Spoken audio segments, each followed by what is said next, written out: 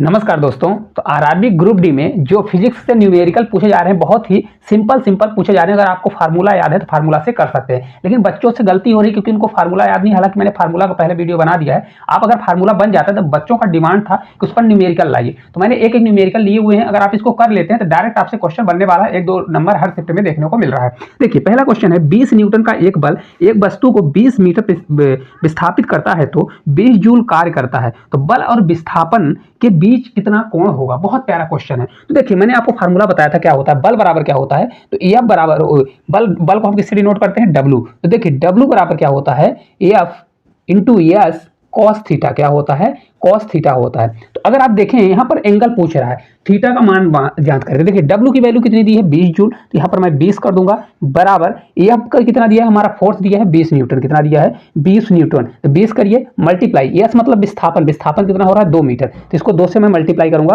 और एक cos theta हो जाएगा। ठीक है, देखिए 20 दूना 40, तो यहाँ से अगर आप करेंगे तो हमारा 1/2 आ जाएगा। तो 1/2 बराबर हमारा कितना होगा, कॉस थीटा होने वाला है। 1/2 कॉस थीटा में कहाँ पर मान होता है, तो आप लोगों को पता होना चाहिए कि थीटा की वैल्यू यहाँ पर कितनी आ जाएगी, 60 डिग्री आएगी, क्योंकि कॉस 60 का मान कितना होता है 1/2 होता है और साइन 60 का मान कितना होता है √3/2 होता है। तो आपसे बन जाना चाहिए। ठीक है, चलिए अगले क्वेश्चन की ओर चलते हैं।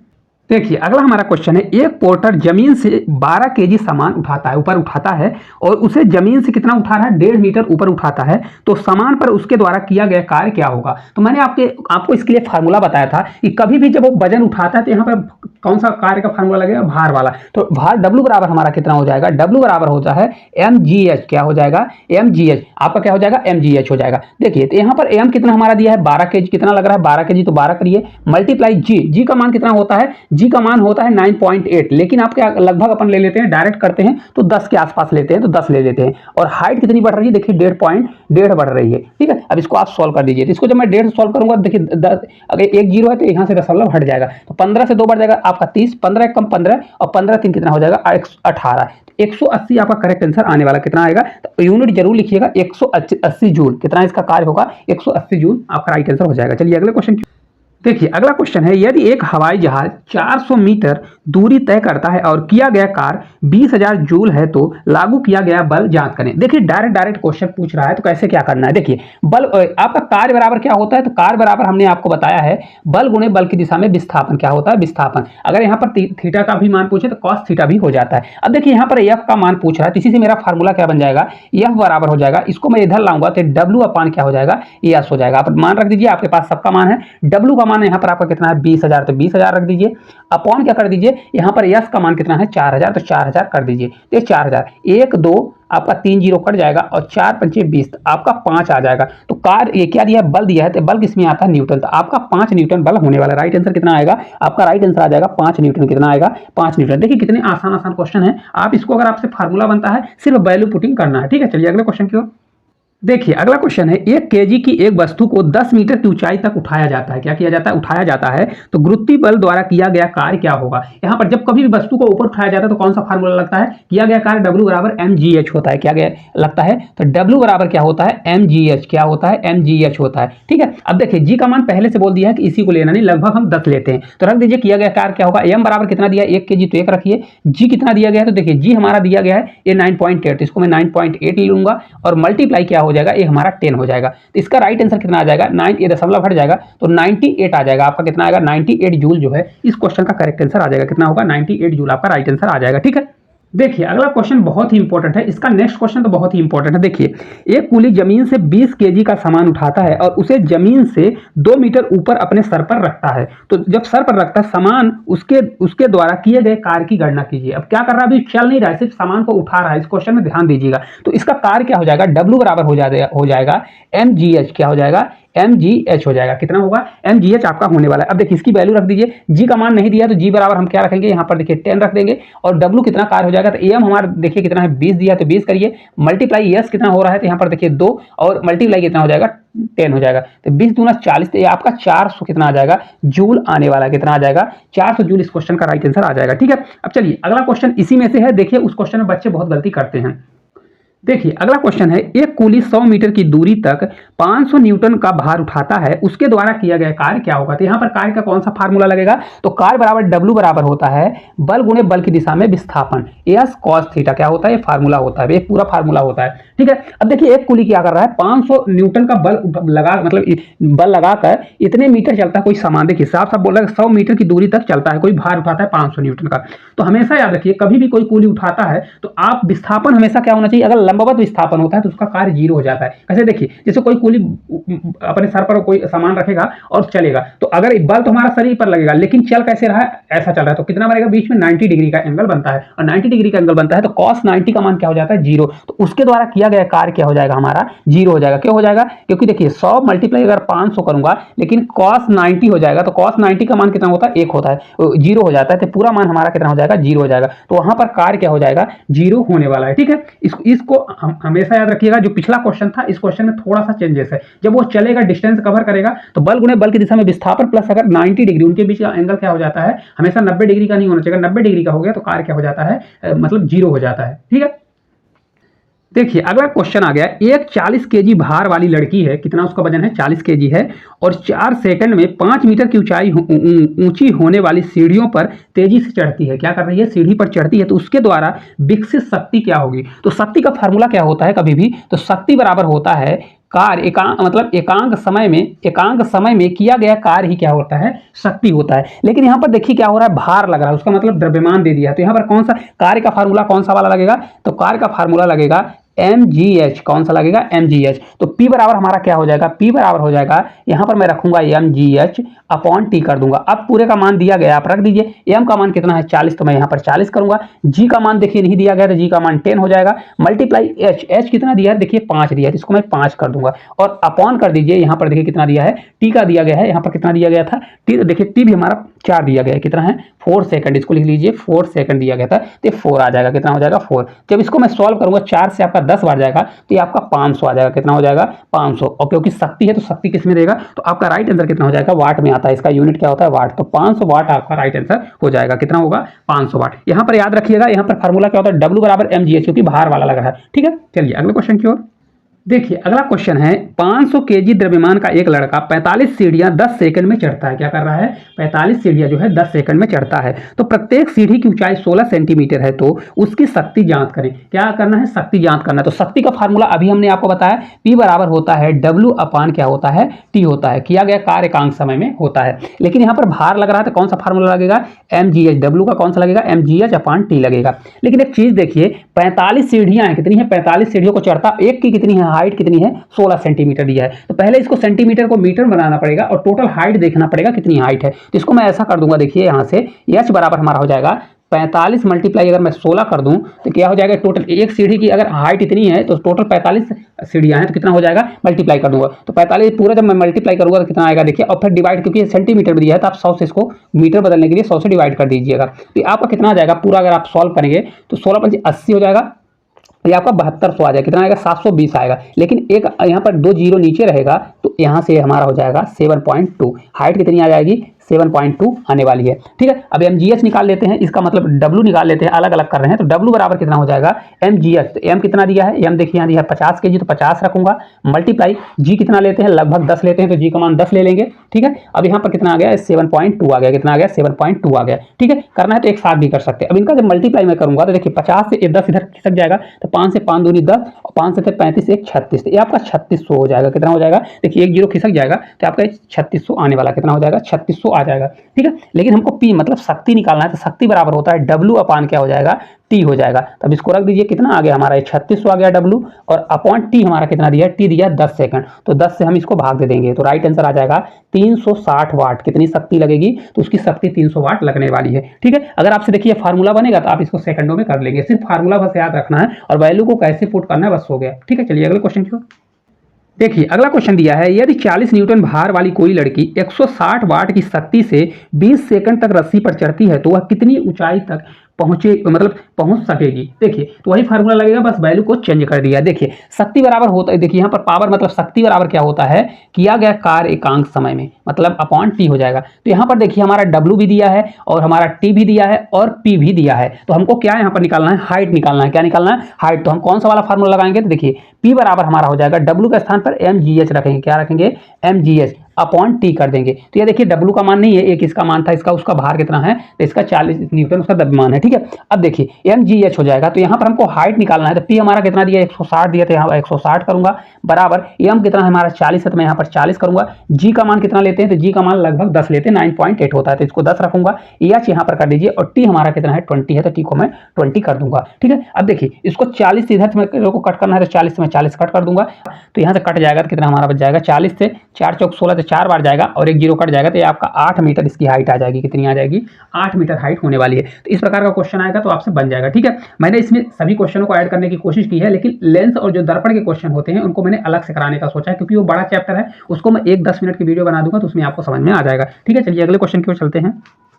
देखिए अगला क्वेश्चन है, 2 किलोग्राम के एक द्रव्यमान वाली एक वस्तु ऊपर की ओर फेंकी जाती है। क्या कर रहा है, ऊपर की ओर फेंक रहा है और 20 मीटर पर सेकंड के प्रारंभिक वेग से फेंकी जाती है। देखिए यहाँ प्रारंभिक वेग दिया है, तो यू का मान कितना हो जाएगा, 20 हो जाएगा। ठीक है, प्रारंभिक वेग से फेंकी जाती है तो 2 सेकंड के बाद उसकी गतिज ऊर्जा क्या होने वाली है। इसका देखिए यहाँ पर प्रारंभिक वेग से फेंकी जा रही है तो 20 हो जाएगा, लेकिन भी हमारा क्या हो जाएगा, 0 हो जाएगा। तो गतिज ऊर्जा क्या होती है, जिसे काइनेटिक एनर्जी बोलते हैं। क्या होता है, फार्मूले में मैंने बताया रहा, हाफ एम वी स्क्वायर होता है। क्या होता है, हाफ एम वी स्क्वायर। तो 1/2 हमारा द्रव्यमान कितना, एम कितना दिया है, तो एम दिया है 2 kg, तो 2 रखिए, और भी का मान कितना दिया है, भी बराबर 0 रखा है, तो 0 रखूंगा, जीरो का स्क्वायर 0 आ जाएगा। तो इसका कितना हो जाएगा, काइनेटिक इसकी गतिज ऊर्जा कितनी आने वाली है, 0 आने वाली है। इसका राइट आंसर कितना हो जाएगा, 0। देखिए फार्मूले में डायरेक्ट रखना है, बस वैल्यू देखिए इतना ज्यादा दिया तो बच्चे घबरा जाते हैं, क्योंकि फिजिक्स का एक रूल ही है कि वैल्यू कुछ देगा, आंसर कुछ आता है। ठीक है, चलिए अगले क्वेश्चन की ओर।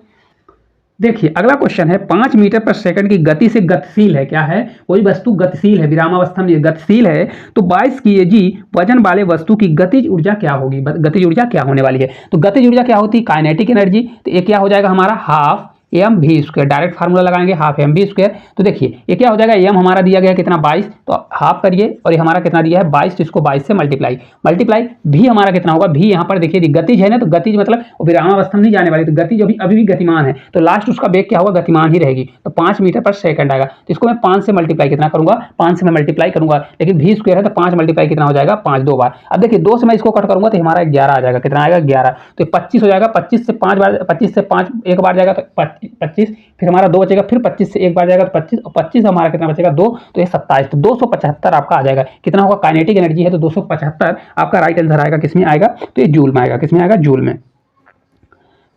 देखिए अगला क्वेश्चन है, 11 kg की एक वस्तु जब भूमि से 5 मीटर की ऊंचाई पर हो तो तब उसमें निहित ऊर्जा ज्ञात करें, और जी का मान 9.8 दे दिया गया पहले से। तो देखिए कोई भी वस्तु अगर है, कोई वस्तु की स्थिति कारण, जैसे अपन स्थित है तो स्थिति ऊर्जा होती है। क्या होती है, स्थिति। किसी वस्तु के स्थित के कारण स्थिति ऊर्जा होती है। स्थिति ऊर्जा क्या होने वाली, पोटेंशियल एनर्जी हमेशा क्या होती है, ये होती है mgh। क्या होती है, mgh होती है। अब देखिए सभी चीजें दिया गया, m का मान दिया है 11, तो 11 लिखिए, g का मान हम ले लेंगे लगभग, लेकिन डायरेक्ट दिया गया पूरा, तो पूरा लेना पड़ेगा 9.8, और मल्टीप्लाई क्या कर दीजिए, 5 कर दीजिए। अब इस पूरे को आपको मल्टीप्लाई करना पड़ेगा, 11 से 5 बार जाएगा आपका 55 कर दीजिए, 11 से 5 बार 55, इसको 9.8 ले लीजिए। अब यह लगभग भी कर सकते हैं या पूरा आपको मल्टीप्लाई करना पड़ेगा। 8 पंजे 40, मतलब यहाँ पर 0 खत्म होने वाला है, तो लगभग इसका आंसर कितना आएगा मैं बता देता हूँ, 539 जूल आएगा पूरा आंसर। आप इसको मल्टीप्लाई कर लीजिए, कितना होगा, 539 आपका राइट आंसर आने वाला है। कि फार्मूला याद रखिएगा, mgh। क्या होता है, mgh होता है। चलिए अगले क्वेश्चन की ओर। देखिए अगला क्वेश्चन है, 12 kg की एक वस्तु जब भूमि से 5 मीटर की ऊंचाई पर हो तो उसमें निहित ऊर्जा कितनी होगी। दिया गया है क्या, 9.8, जी का मान दिया गया है। तो उसके स्थिति कारण क्या होगा, स्थिति ऊर्जा होगा, तो इसका स्थिति ऊर्जा निकालेंगे, क्या होती है, mgh होता है। क्या होता है, तो इसकी पोटेंशियल एनर्जी कितनी हो जाएगी, mgh। अब आप इसको रख लीजिए, m का मान दिया है, h का मान दिया है, और g का मान रखा दिया गया है। आप इसको रख के आप सॉल्व कर लीजिए, आपसे बन जाना चाहिए। ये आपको एक क्वेश्चन होमवर्क के लिए। ठीक है, चलिए अगले क्वेश्चन की ओर चलते हैं। देखिए अगला क्वेश्चन है, एक वस्तु पर 20 न्यूटन का बल लागू किया जाता है और यह 2 मीटर पर सेकंड की त्वरण के साथ गति करती है, तो वस्तु के द्रव्यमान की गणना करिए। अब देखिए बच्चों को क्या होता है कि फार्मूला कौन सा लगाना है। अब देखिए आपको इस तरह से ध्यान देना पड़ेगा कि देखिए यहाँ पर एफ का मान दिया है और ए का मान दिया है, तो कौन सा होता है, गति का दूसरा नियम होता है, एफ बराबर हम क्या करते हैं, एफ बराबर एम ए। क्या होता है, एम ए होता है। तो एफ का मान दिया है तो एफ का हम इधर 20 रख देते हैं, बराबर एम का मान द्रव्यमान पूछ रहा है, मल्टीप्लाई ये कितना है 2 दिया है, तो m हमारा कितना हो जाएगा 2 इधर आकर डिवाइड हो जाएगा तो 10 आ जाएगा, कितना आ जाएगा उसका। तो राइट आंसर आपका द्रव्यमान कितना हो जाएगा 10 होने वाला है। तो राइट आंसर कितना होगा 10 kg आपका करेक्ट आंसर होने वाला है। ठीक है, एक चीज हमेशा याद रखिएगा कि क्वेश्चन में फार्मूला किस प्रकार से, एक दो बार आप देख लेंगे तो आपको 100% बन जाएगा। ठीक है, देखिए अगला हमारा क्वेश्चन है 3 केजी के एक पिस्तौल से 150 मीटर पर सेकंड के वेग से 20 जी की एक गोली क्षैतिज रूप से चलाई जाती है तो पिस्तौल का प्रतिघाती वेग कितना होने वाला है। अब एक चीज देखिए, ये संवेग संरक्षण के सिद्धांत पर काम करता है। मतलब क्या होता है, जो स्टार्ट का इसका संवेग होगा वो हमेशा उसके बाद के संवेग के हमेशा बराबर होता है। संवेग संरक्षण के नियम लगता है, एक इसमें होता है रॉकेट में लगता है।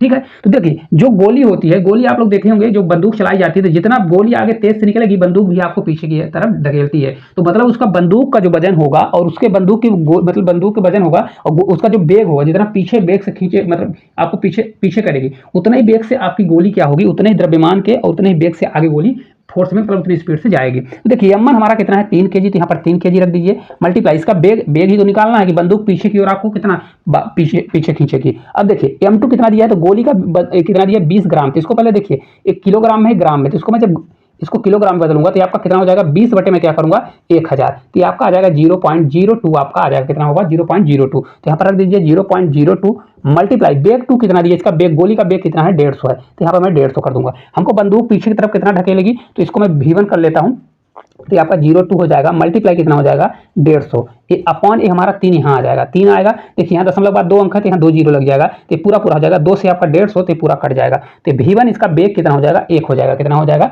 1। तो आपका करेक्ट आंसर कितना आएगा 1 मीटर पर सेकंड के हिसाब से चलेगी, कितना 1 मीटर पर सेकंड के हिसाब से ये चलने वाली कौन बंदूक आपको पीछे की तरफ धकेलेगी। ठीक है, तो इस प्रकार अगर क्वेश्चन आएगा तो आपसे बन जाना चाहिए, क्योंकि ये बंदूक वाला क्वेश्चन 100% रेलवे का सबसे फेवरेट क्वेश्चन है। चलिए अगले क्वेश्चन की ओर देखिए, बहुत ही प्यारा क्वेश्चन है। यदि दो वस्तुओं के बीच की दूरी सामान्य दूरी से 6 गुना अधिक हो जाए तो बल F क्या होता है। देखिए यहां पर कौन सा वाला फार्मूला लग रहा है, तो F बराबर होता है G m1 upon are square. ये क्या होता है, दो पिंडों के बीच लगने वाला बल है, और जी क्या है सार्वत्रिक गुणांक होता है हमारा। ठीक है, तो यहाँ पर देखिए अगर आर का मान मैं 6 से अधिक कर दे रहा है, क्या कर रहा है, तो आर का मान अगर यहाँ पर दूरी से 6 गुना कर दिया, गुना कर रहा है ना कि अधिक 6 गुना कर रहा है, तो अगर 6 गुना करेगा तो क्या हो जाएगा, अगर आप यहाँ पर जी रखेंगे तो क्या हो जाएगा 6 गुना करेगा तो कितना हो जाएगा, तो इसका जो एफ हमारा कितना हो जाएगा, अगर यहाँ आर स्क्वायर कितना हो जाएगा 36 गुना कितना होने वाला है, तो इसको आप याद रखिएगा अपन 36 हो जाएगा, मतलब इसका कितना गुना 1/36 हो जाएगा, कितना होने वाला है 1/36। ठीक है, तो इसका राइट आंसर कौन सा होगा 1/36 गुना हो जाएगा, कितना गुना, इसका जो बल है तो 1/36 गुना होगा, क्योंकि ये आर का स्क्वायर हो जाएगा, आर का स्क्वायर 36 हो जाएगा, तो ये कट जाएगा ऊपर से, लेकिन हमारा कितना बचेगा 1/36 आपका बचने वाला है। ठीक है, चलिए अगले क्वेश्चन की ओर